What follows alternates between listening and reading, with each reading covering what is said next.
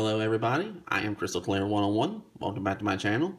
We have a Transformers toy review for today, and this time I'll be looking at the Combiner Wars Legends class Decepticon Shockwave. Now this figure is part of the first wave of Legends class figures in 2016. He is a general release, and his suggested retail is $9.99. Now let's take a look at his packaging. Now we have the Transformers, Generations, and Combiner Wars logos right here on the packaging. Also says he comes with a collector's card, name of the character. It says combined to form. And just so you know, he's not a part of Brutus. I'll get to what he is why he goes with Brutus on the back. On the reverse side, robot mode, blaster pistol mode, and a brief little bio about the character, which reads in English: the Decepticon scientists created Bruticus to pummel the Autobots. And right here shows him being mounted on Onslaught, his vehicle mode. Also, 12 steps to convert. And that is it for Shockwave's packaging. Now, without further ado, let's go ahead and open them up and see just how cool this little figure really is. And now let's get a better look at Shockwave. Now first off, let's take a look at the collector's card that comes with him. Now, this does actually look like the character that, the figure that's being represented. I mean, it's just some really cool artwork of the character. Transformers Generations logo. And it's just a nice little extra to have. Now, as far as the figure himself is concerned, go ahead and give a 360 degree of him.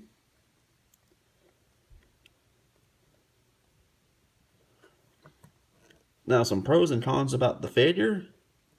The only con I can honestly give is that he is going to be a little bit on the hard to find side. Because the other figures that come out the same wave as him include Buzzsaw, Pipes, and Chop Shop. And obviously, this is the most popular figure of the group. Why? Because this is basically a modernized version of G1 Shockwave. This, for the most part, looks like an updated Generation 1 Shockwave, only in miniature scale. The head is Generation 1 Shockwave. He does have a G1-esque chest. Now he does have a blaster for a hand. I mean, overall, he's just a flat-out sweet-looking figure. But the fact he'll be hard to find is really the only real negative I have about him. But yeah, there's been a few Shockwaves since 2008, starting with animated. But this is really the first one since Generation 1 that transforms into a hand blaster. Now, as far as other positives, he's actually reasonably simple to transform. Not only is his transformation simple, it's actually kind of fun. It's actually pretty fun. But to start his transformation, simply push his head in. Go ahead and pull his backpack back. When you do, you'll be pulling this little handle forward. Just the way his hands are. Simply bring them straight up. Before I forget, there's a peg hole on either side of this handle. And there's a respectable peg hole at the very base of the shoulder. Line them up. Push two halves together. And the legs, simply turn them inwards. Go ahead, fold the feet outwards, like so. Pull the hips down. And simply pull the pieces forward. And right there is how they will line up. And push together. Ta-da! And here we have Shockwave as a little handheld blaster. Now, what makes him go with Bruticus is the simple fact that he does have this circular peg right here for a little handle. This can go into Bruticus's combined form's hand. Now, I don't have Bruticus on hand with me at the moment. However, you gotta admit, this looks slick. This looks good. It even has this little pop-up targeting sight right back here. It does show his sight picture in the middle. And again, along the back. You gotta admit, that just looks freaking cool.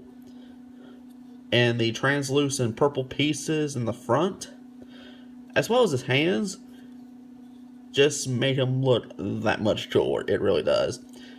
And the transforming back to robot mode is as simple as going in reverse. Simply pop the very front apart. Bring up the hips.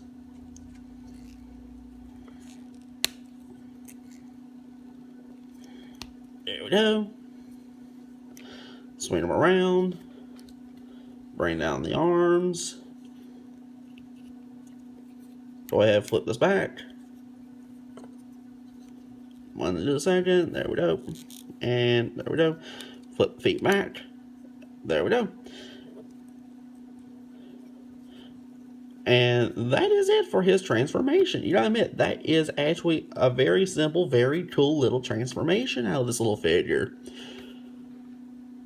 Now, obviously, this is going to be probably one of the more popular Legends class Combiner War figures. He really is that cool. He is simple to transform. He looks awesome both robot and blaster pistol mode. And seriously, who doesn't like Shockwave? Who seriously does not like Shockwave? But here's the thing. If you like Shockwave, you're gonna like him. You're gonna want him. If you can find him, go get him. He's simple to transform. He looks great either robot mode or blaster pistol mode. In addition to that, you gotta admit, for the $9.99 he retails for, you gotta admit, he just looks flat out freaking sweet. And the fact that he goes along with Bruticus as an actual handheld blaster, that is also very cool. Now, if I had to give any kind of complaint about the whole Shockwave creating Brutus thing, it really depends on the continuity that you go with. I'm more familiar with the original Generation 1 cartoon, so therefore I'm more familiar with Starscream being responsible for the Combaticons for Bruticus. But there are some continuities where Shockwave is the one responsible for the Combaticons for Bruticus. But that's enough about my little nerd rant right there. But if you can find this figure, do go get him. He's very cool. Robot mode looks great. Blaster pistol is great.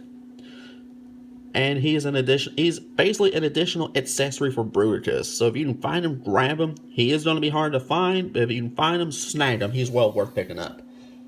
But that will wrap up my review on the Transformers Combiner Wars Legends Class Shockwave.